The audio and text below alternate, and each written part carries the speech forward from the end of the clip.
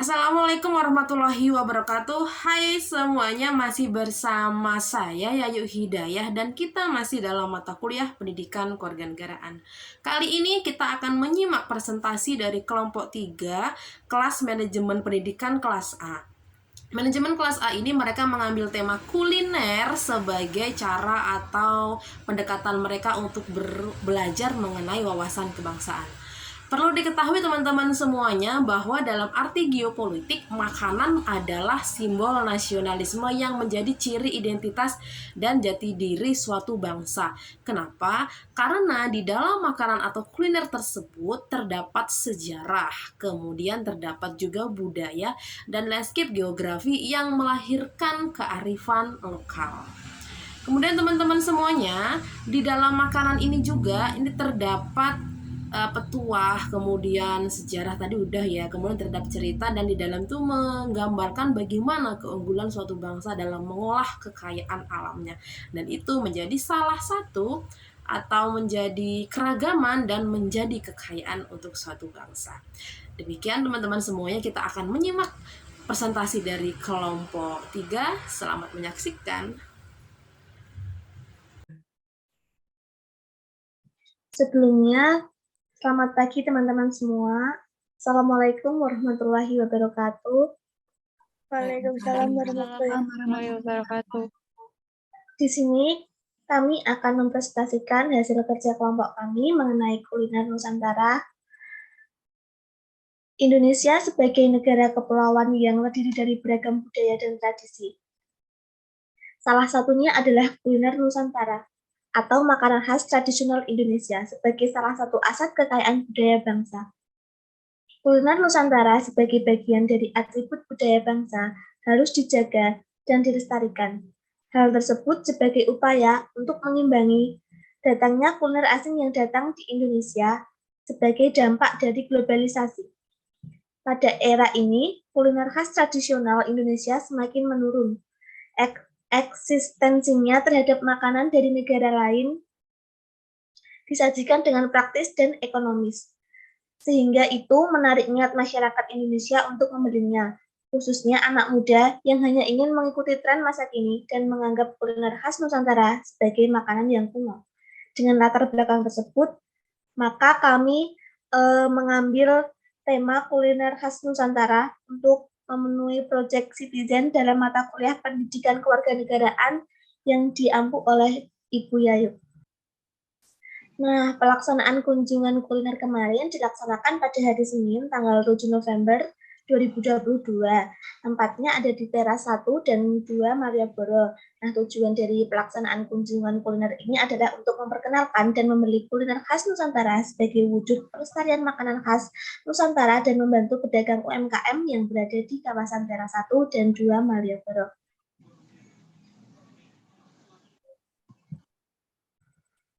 Kuliner yang pertama adalah empek-empek yang akan dijelaskan oleh teman saya. Halo semuanya, Assalamualaikum.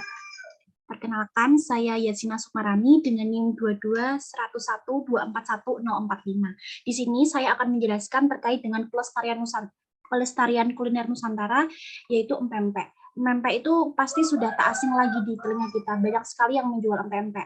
Nah, di sini saya akan membacakan bagaimana sih empek-empek itu ada sejarahnya empek-empek. Jadi empek-empek itu telah ada di Palembang sejak masuknya etnis Tionghoa ke Palembang sekitar abad ke-16. Nah, pada masa pemerintahan Sultan Barudin II dari Kerajaan Palembang Darussalam. Nah, di masa tersebut empek-empek itu disebut kelesan. Apa tuh kelesan? Jadi kelesan itu sebutan untuk makanan adat yang dikeles atau dapat tahan lama seperti itu. Nah, landasan sejarah empek-empek itu juga dari adanya prasasti Talang Tuwo pada 684 Masehi yang memberitahukan keberadaan enau, sagu, kelapa, dan pohon lainnya sebagai pemberian dari Raja Sriwijaya kepada rakyatnya. Pohon sagu dan enau itu kan menghasilkan tepung yang menjadi bahan dasar kelesan atau empek tadi. Sedangkan enau dan kelapa itu disebut gulo abang yang menjadi bahan dasar pembuatan cuko yang kemudian menjadi empek-empek. Nah, Palembang itu kan wilayahnya dekat dengan sungai yang besar. Apa itu? Sungai Musi. Ya, Sungai Musi kan pasti potensi ikannya banyak sekali ya. Nah, makanya masyarakat di Palembang itu mengkreasikan empek-empek selain digulai atau digoreng, kan bosen ya. Nah, makanya itu berkreasi, dicampurkan dengan sagu yang sudah ada tadi dan juga cuko sebagai bahan pelengkap empek-empek. Dan hal itu mendorong masyarakat untuk membuat kelesan tadi. Nah, sisa kalesan yang tidak habis dimakan itu akan diawetkan dengan cara diiris dan dijemur lalu digoreng menjadi kerupuk kemplang. Jadi kerupuk kemplang itu awalnya juga berkaitan dengan munculnya empek-empek ini. Nah, terus bagaimana sih empek-empek itu dari kalesan menjadi empek-empek? Bagaimana kok bisa disebut empek-empek? Jadi empek-empek itu ya kalian tahu ya, orang Cina pasti mindsetnya jualan-jualan gitu ya.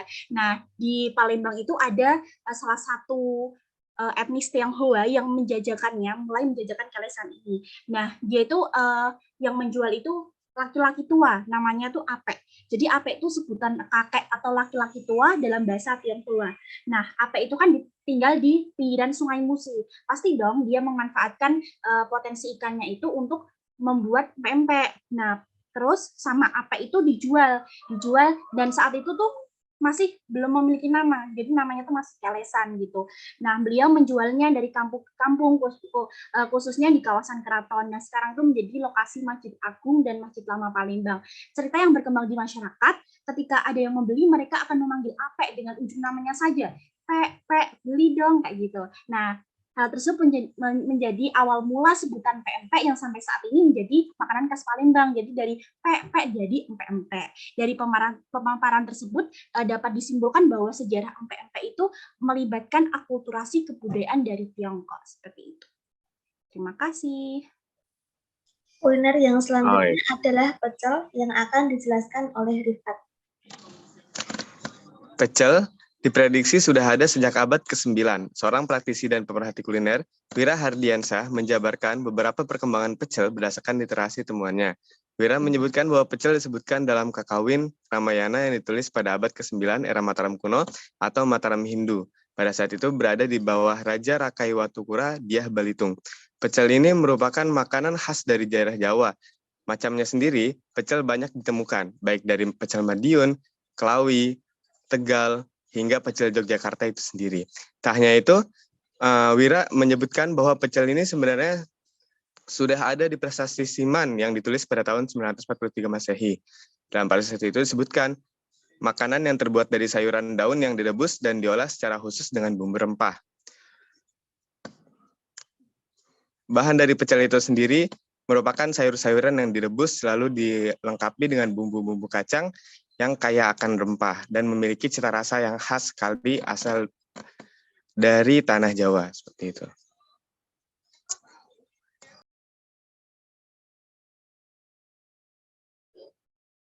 Selanjutnya, gudeg yang akan dijelaskan oleh Arfia. Perkenalkan, saya Arfia Putri Amalia dengan NIM 221012411049. Di sini saya akan menjelaskan apa itu gudeg. Gudeg itu tuh berasal dari kata hangudeg yang artinya mengaduk.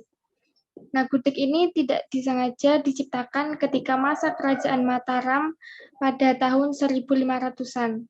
Nah, dulunya masyarakat Mataram itu kan punya banyak sekali pohon nangka gitu kan di depan rumahnya, tapi sama kolonial Belanda itu nggak dimanfaatkan karena dinilai nangka ini tuh nggak punya daya jual gitu, nggak punya nilai ekonomis. Nah, sehingga masyarakat itu tuh mengolah nangka ini menjadi olahan gudeg ini.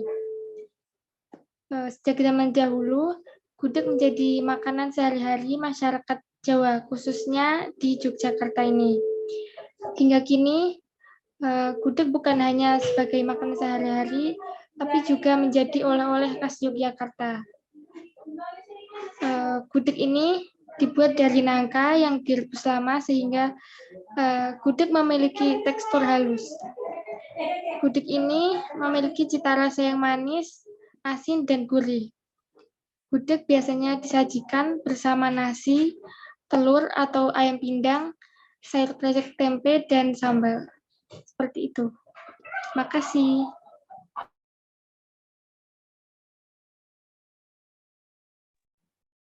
Selanjutnya ada kuliner batagor yang akan dijelaskan oleh Erli. Sebelumnya, perkenalkan nama saya Erli Dian Sihana dengan NIM 221012411015.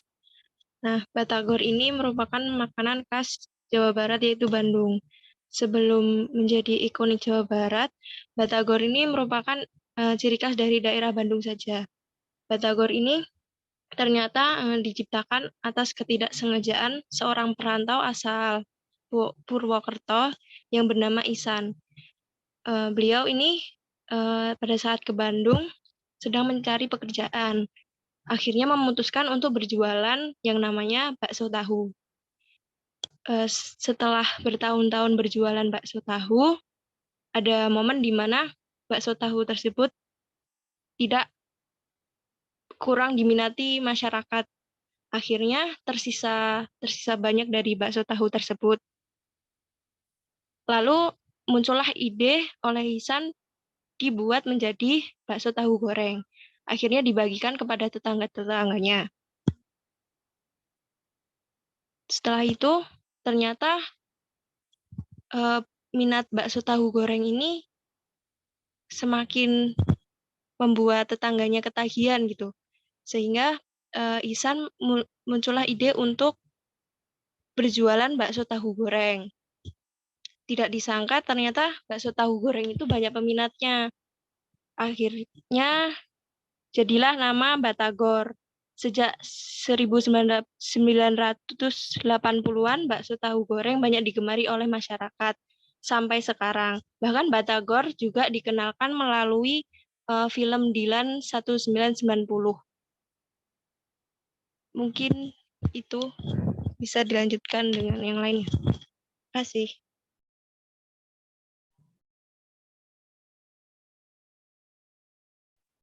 Yang selanjutnya ada dawet yang akan saya jelaskan. Perkenalkan, nama saya Putri Kurniawati dengan NIM 22101241011010. Dawet. Dalam jagat kuliner Nusantara, dawet telah hidup berabad-abad. Ia berhasil melewati ruang dan waktu tanpa takut tersapu gelombang modernisasi. Merujuk majalah Kejawen terbitan Balai Pustaka tahun 1937, dawet terasih telah menyertai kisah bangsawan pada periode awal Mataram Islam.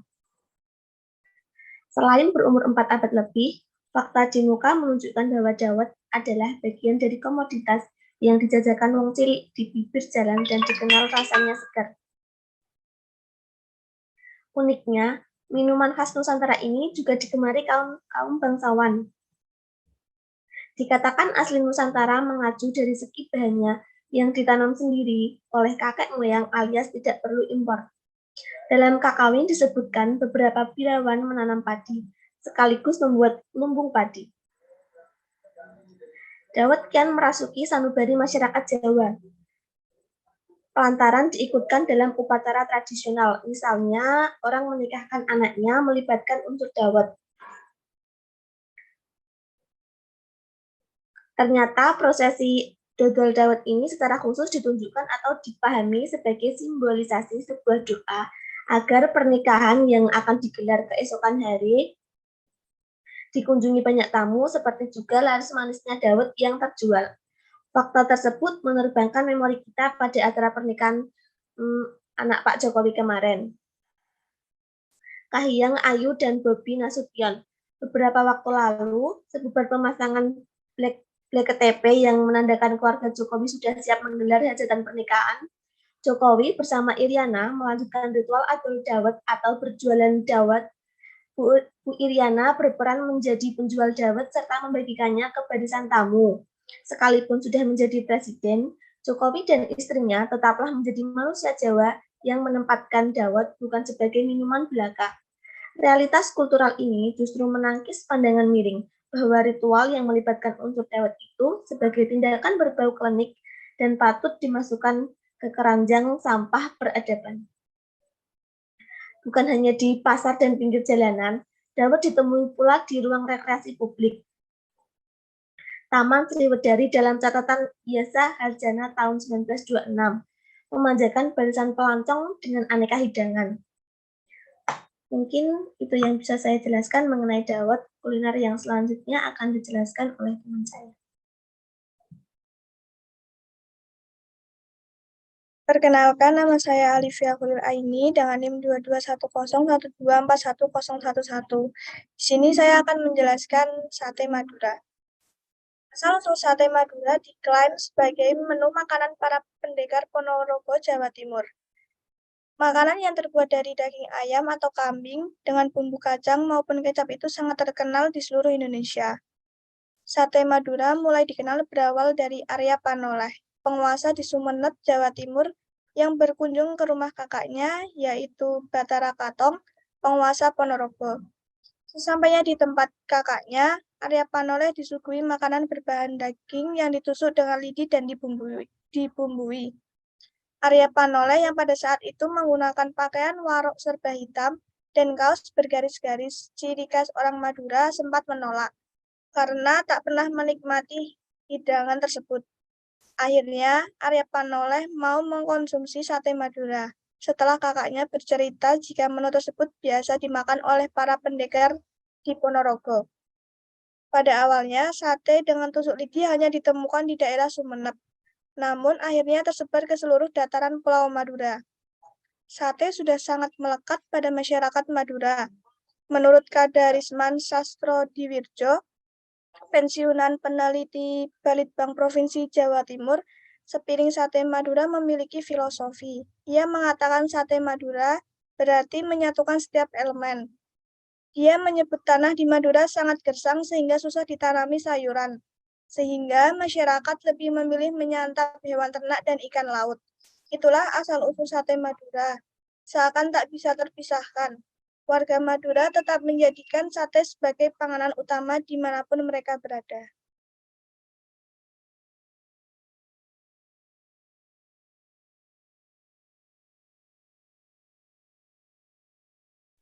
Selanjutnya ada nasi Padang yang akan dijelaskan oleh Sofia. Perkenalkan, nama saya Khairiatul Sofia Muslihat Jatuh dengan NIM 221012414007. Nasi Padang adalah sebutan bagi makanan khas Minangkabau.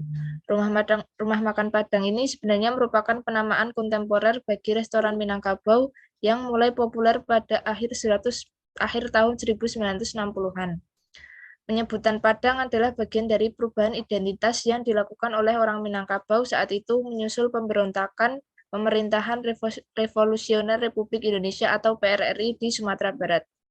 Saat itu, Padang dijadikan sebagai ibu kota daerah administratif Government Van Sumatera West Coast sekaligus dijadikan sebagai pusat aktivitas ekonomi. Sarana transportasi yang digunakan yang populer saat itu adalah kuda beban dan pedati. Karena kuda perlu beristirahat di ruas jalan dibagi menjadi beberapa etape atau tahap berhentian. Dalam jalan dari Padang hingga Bukit Tinggi, misalnya terdapat 6 etape. Pada setiap etape tersedia pesanggrahan atau tempat istirahat untuk pejabat kolonial dan penginapan bagi penuntun kuda beban dan sais pedati. Penginapan tersebut sekaligus berfungsi sebagai warung atau kedai nasi. Inilah cikal bakal rumah makan Padang di pinggir jalan. Rumah makan Padang juga telah ditemukan di luar Sumatera Barat pada awal abad 20-an, namun tersebar luas pada akhir tahun 1960-an dan awal tahun 1970-an berhubungan dengan eksodus masyarakat Minang pasca PRRI. Makanan Padang disajikan dengan cara unik, yakni dibuat seperti prasmanan mini, puluhan piring kecil berisi aneka lauk disajikan di atas meja makan. Tamu bebas memilih lauk yang ia sukai dan hanya membayar apa yang ia ambil. Tradisi prasmanan mini ini di restoran Padang sudah berlangsung sejak lama. Karena konsep nasi Padang itu makanan cepat saji, jadi dibuatlah konsep prasmanan mini tersebut yang bertujuan agar pelayanan tidak perlu bolak-balik mengantarkan makanan. Cara membawa piring ala restoran Padang dikenal dengan sebutan manatiang piriang.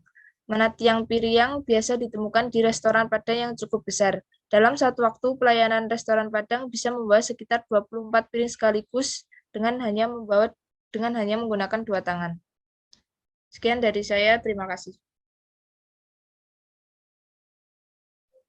Selanjutnya ada wedang ronde yang akan dijelaskan oleh dia.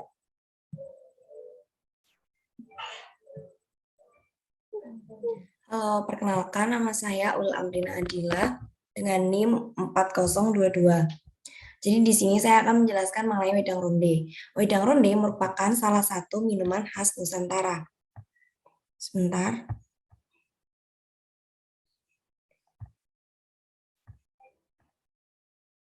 Baik, saya ulangi. Jadi, wedang ronde merupakan salah satu minuman khas Nusantara. Banyak orang yang mengetahui cara pembuatan dan khasiat wedang ronde, namun tidak dengan asal-usulnya. Nama wedang ronde berasal dari bahasa Belanda, ron, yang berarti bulat. Kemudian menjadi ronde, karena dalam bahasa Belanda kata jamak akhiran itu menggunakan C. Bagi orang Belanda di Indonesia, bagi orang Belanda yang ada di Indonesia, ronde lebih mudah disebut daripada Tangiyuan.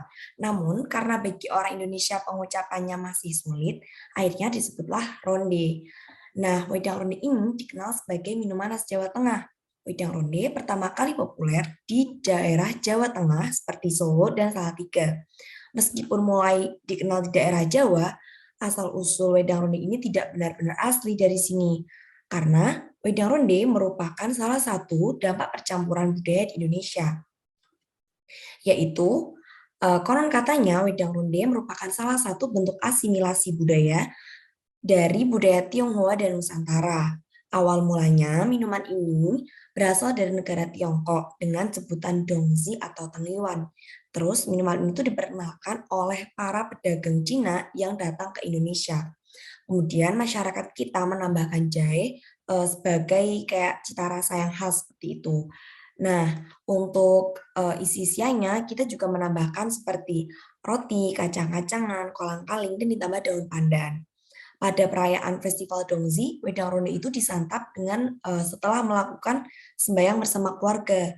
Wedang ronde adalah perpaduan antara Tangiyuan dan kuah jahe khas Nusantara. Persamaannya sama-sama memiliki tekstur yang lengket.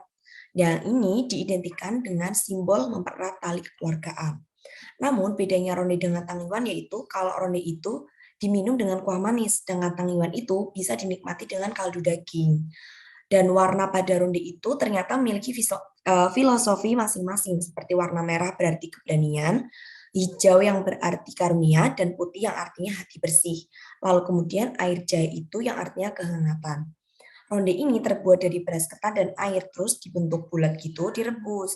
Tapi ternyata wedang ronde itu tidak hanya semangkuk suatu minuman yang enak, tapi wedang ronde itu juga memiliki banyak manfaat yang baik bagi tubuh, seperti mengatasi perut kembung, meredakan sakit kepala, menyembuhkan sakit tenggorokan, menghangatkan tubuh, dan sebagai obat flu. Bahkan wedang ronde itu dapat mencegah risiko kanker.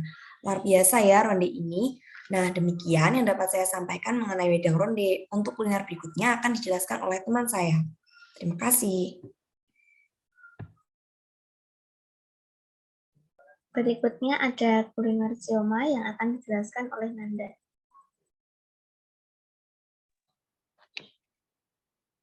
Perkenalkan, nama saya Ananda Manisa dengan NIM 22101241023. Siomay adalah makanan khas Bandung yang mulanya berasal dari Tiongkok. Hidangan ini mulai masuk ke Nusantara pada abad ke-19, yang saat itu dibawa oleh pedagang-pedagang Cina yang masuk ke Indonesia. Bentuk siomay yang dijumpai di Indonesia merupakan bentuk dari akulturasi budaya Tiongkok dan Indonesia. Siomay di Tiongkok terbuat dari daging babi yang kemudian dihidangkan menggunakan kecap asin. Siomay di Indonesia terbuat dari daging dan tepung yang dibalut dengan kulit pangsit, kemudian dilengkapi dengan tahu, kentang, kubis, telur, pare, dan bumbu kacang serta kecap. Terima kasih.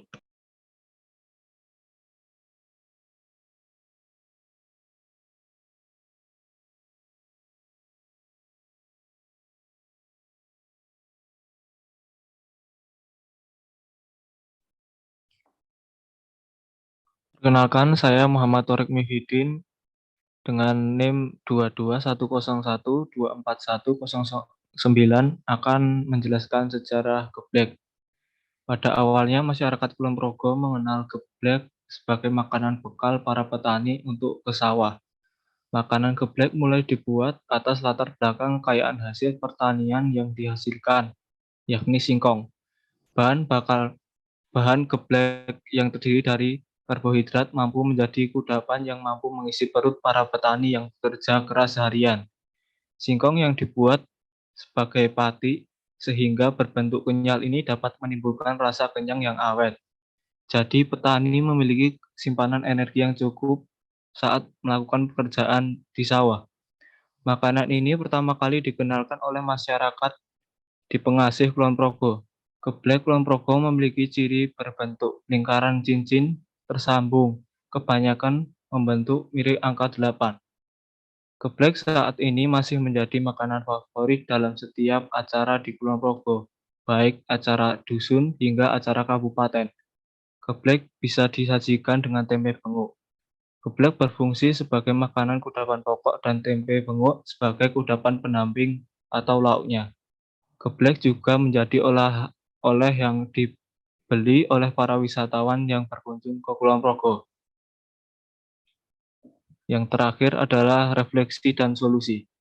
Dalam memperluas pengenalan dan memperkaya wawasan akan gastronomi Indonesia kepada anak-anak dan masyarakat, khususnya wisatawan lokal maupun mancanegara, dapat dilakukan dengan berbagai cara, yaitu yang pertama, dengan memanfaatkan sebuah sarana pusat wisata dilengkapi dengan fasilitas atau media menarik yang diperuntukkan bagi seluruh kalangan seperti wisata kuliner yang ada di Teras Malioboro. Yang kedua, mengenalkan kuliner Nusantara melalui media sosial karena sekarang di era digital. Ketiga, membuat variasi dan inovasi produk kuliner khas Nusantara agar lebih menarik. Yang terakhir, menjual dan mempromosikan kuliner khas Nusantara melalui e-commerce. Sekian, terima kasih. Sekian presentasi dari kelompok kami. Mungkin ada informasi yang kurang jelas, nanti bisa ditanyakan. Ada kurangnya mohon maaf. Terima kasih. Wassalamualaikum warahmatullahi wabarakatuh. Waalaikumsalam warahmatullahi wabarakatuh. Waalaikumsalam warahmatullahi wabarakatuh.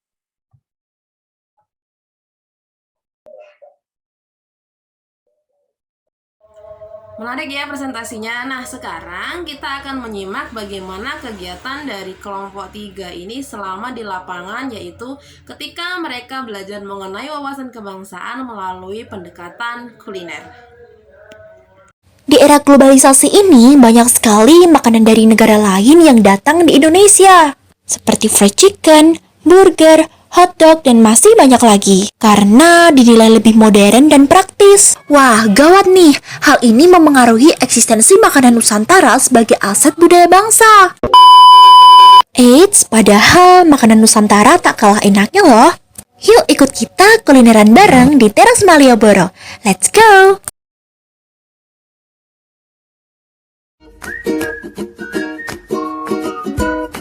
Saya Yasina Sumarani.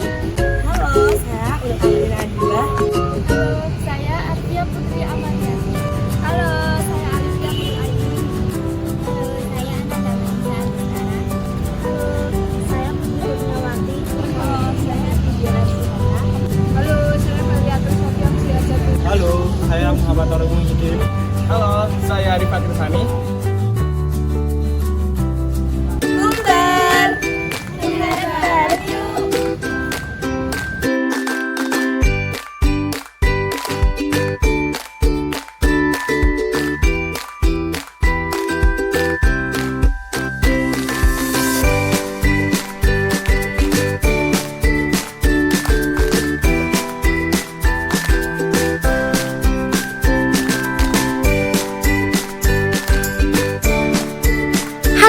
Ikut aku mencoba kuliner khas Palembang yuk. Ini dia, empek-empek. Makanan khas Palembang, Sumatera Selatan yang terbuat dari bahan dasar tepung sagu dan ikan. makan pempek enaknya disajikan dengan kuah khasnya, yakni kuah cuko. Rasanya pedas dan manis, sangat cocok dipadukan dengan rasa pempek yang gurih. Oh iya, apakah kalian tahu bagaimana makanan ini disebut dengan empek-empek? Nah, menurut sejarah, awalnya pempek disebut kelesan. Konon nama pempek dikenal ketika orang Tionghoa di Palembang mulai menjajakannya sekitar tahun 1916. Orang-orang yang ingin membeli menyebutnya PAP dan pada akhirnya menjadi pempek yang sampai saat ini kita kenal. So, tunggu apa lagi? Yuk cobain empek-empek. Saya akan memperkenalkan minuman favorit sejuta umat saat hujan, yaitu wedang ronde. Wedang ronde adalah perpaduan tangliwan dan kuah jahe gula khas Nusantara. Tangliwan terbuat dari tepung ketan yang memiliki arti bola-bola dalam kuah atau sup. Tangliwan dan ronde sama-sama memiliki tekstur yang lengket yang memiliki arti simbol mempererat tali kekeluargaan. Faktanya, ronde hanya dapat ditemukan di Indonesia karena merupakan perpaduan budaya Tionghoa dengan Nusantara. Bedanya, ronde disajikan dengan kuah manis, sedangkan tangliwan bisa disajikan dengan kuah manis maupun kaldu daging. Wedang ronde biasanya dijual keliling menggunakan gerobak dan umumnya mudah ditemukan di Jogja, Solo, Semarang, dan daerah Jateng lainnya.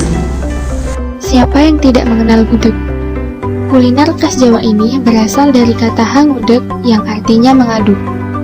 Gudeg tidak disengaja diciptakan ketika masa kerajaan Mataram pada tahun 1500-an. Kala itu, wilayah Mataram memiliki banyak pohon nangka yang seringkali tidak dipakai. Oleh karenanya, masyarakat mulai mengolah nangka menjadi olahan gudeg ini. Sejak zaman dahulu, gudeg menjadi makanan sehari-hari masyarakat Jawa, khususnya di Yogyakarta. Hingga kini, gudeg bukan hanya sebagai makanan sehari-hari, namun juga menjadi oleh-oleh khas Yogyakarta. Gudeg memiliki cita rasa yang manis, asin, dan juga gurih. Gudeg biasanya disajikan bersama nasi, telur atau ayam pindang, sayur krecek tempe, dan juga sambal. Saya akan memperkenalkan sate Madura. Pada awalnya, sate dengan tusuk lidi hanya ditemukan di daerah Sumeneb, namun akhirnya tersebar ke seluruh dataran Pulau Madura. Sate sudah sangat melekat pada masyarakat Madura. Menurut Kadarisman Sastro di Balitbang Provinsi Jawa Timur, sepiring sate Madura memiliki filosofi. Ia mengatakan sate Madura berarti menyatukan setiap elemen. Ia menyebut tanah di Madura sangat gersang sehingga susah ditanami sayuran, sehingga masyarakat lebih memilih menyantap hewan ternak dan ikan laut. Itulah asal-usul sate Madura. Seakan tak bisa terpisahkan, warga Madura tetap menjadikan sate sebagai panganan utama dimanapun mereka berada. Kota Bandung identik dengan hidangan siomay. Kuliner yang satu ini sudah menjamur di kota Bandung sejak tahun 1970-an. Namun sejarah mencatat bahwa siomay sudah masuk Nusantara lebih lama lagi, yaitu pada abad ke-19. Siomay adalah makanan yang berasal dari Tiongkok. Hidangan ini mulai masuk ke Nusantara pada abad ke-19. Bentuk siomay yang ada di Indonesia merupakan bentuk akulturasi budaya Tiongkok dan Indonesia. Siomay di Indonesia terbuat dari daging dan tepung yang dibalut kulit pangsit, kemudian dilengkapi dengan tahu, kentang, kubis, telur, pare, dan diberi bumbu kacang serta kecap. Halo, saya akan memperkenalkan kuliner bernama dawet. Dawet sudah ada sejak abad 19. Dawet merupakan minuman khas Jawa yang terbuat dari tepung beras ataupun tepung beras ketan. Disajikan dengan es parut serta gula merah cair dan santan. Rasa minuman ini manis dan gurih. Seiring perkembangan zaman, es dawet menyebar ke seluruh kota, mulai dari kota Semarang, Solo, Jakarta, Bandung, dan kota lainnya. Namun, akhir-akhir ini ada kontroversi yang mengatakan bahwa dawet berasal dari Singapura, juga Malaysia. Padahal pada sejarahnya, dawet sudah ada sejak abad 19. Di Jawa, dawet bukan hanya sebuah minuman penyegar saja, namun merupakan tradisi yang sudah menyatu selama berabad-abad. Nah, sebagai warga negara Indonesia yang baik, sudah sepatutnya kita melestarikan kuliner Nusantara agar tidak diakui oleh negara lain.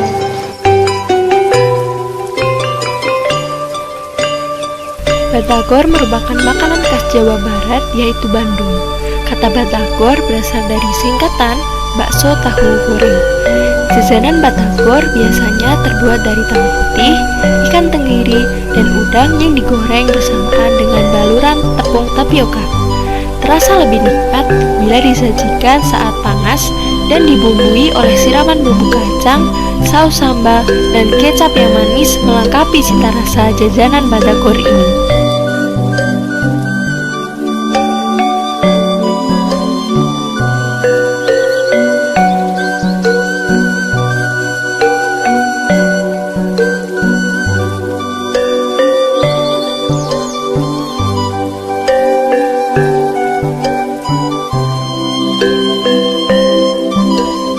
Nasi Padang adalah sebutan bagi makanan khas Minangkabau. Restoran seperti ini dikenal dengan nama Rumah Makan Padang. Rumah Makan Padang sebenarnya merupakan penamaan kontemporer bagi restoran Minangkabau yang mulai populer pada akhir tahun 1960-an. Penyebutan Padang adalah bagian dari perubahan identitas yang dilakukan oleh orang Minangkabau saat itu, menyusul pemberontakan Pemerintahan Revolusioner Republik Indonesia atau PRRI di Sumatera Barat. Di Rumah Makan Padang ini terdapat berbagai pilihan menu, contohnya seperti rendang, ayam, gulai, ikan, telur, dan masih banyak pilihan lauk lainnya.